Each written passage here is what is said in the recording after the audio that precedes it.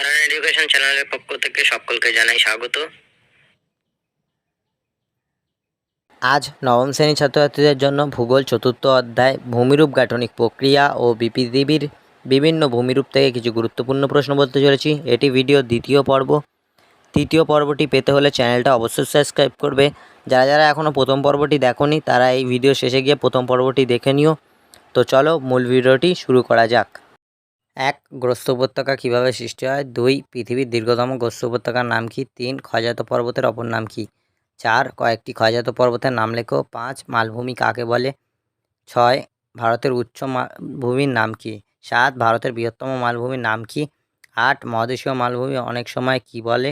9. কয়েকটি মহাদেশীয় মালভূমির নাম লেখো। 10. পৃথিবীর ছাদ বলা হয় কোন মালভূমিকে? 11. ভারতের কয়েকটি ব্যবচ্ছিন্ন মালভূমির নাম লেখো। 12. পৃথিবীর বৃহত্তম মালভূমির নাম কি? 13. দাক্ষিণাত্য মালভূমি কোন শিলা দ্বারা গঠিত? 14. সমভূমি কি? 15. ভারতের বৃহত্তম সমভূমির নাম কি? 16. অবনত সমভূমি কি? 17. পৃথিবীর বৃহত্তম সমভূমির নাম কি? 18. অবনত সমভূমির উদাহরণ দাও। 19. পৃথিবীর বৃহত্তম বদ্বীপ সমভূমির নাম কি? 20. পাত সীমান্ত কত প্রকার ও কী কী? 21. প্রতিসারী পাত সীমান্ত কি? 22. নিরপেক্ষ পাত সীমান্ত কি? 23. মহিভাবক আলোড়ন কীভাবে কাজ করে? 24. অ্যাস্তনোস্ফিয়ার কি? 25. উপত্যকা কি?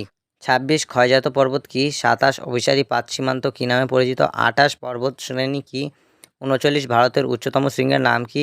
30. ভারতের দ্বিতীয় বৃহত্তম শৃঙ্গের নাম কি? 31.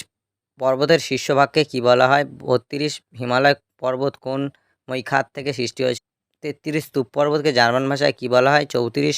প্যানজিয়া কি? 35. এশিয়ার দুটি পর্বতগ্রন্থির নাম লেখো।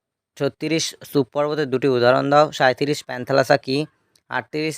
ইনসেলবার্জ কি? 39. মালভূমিকে কয় ভাগে ভাগ করা যায় ও কি? 40. বাজদা কোন ধরনের সমভূমি?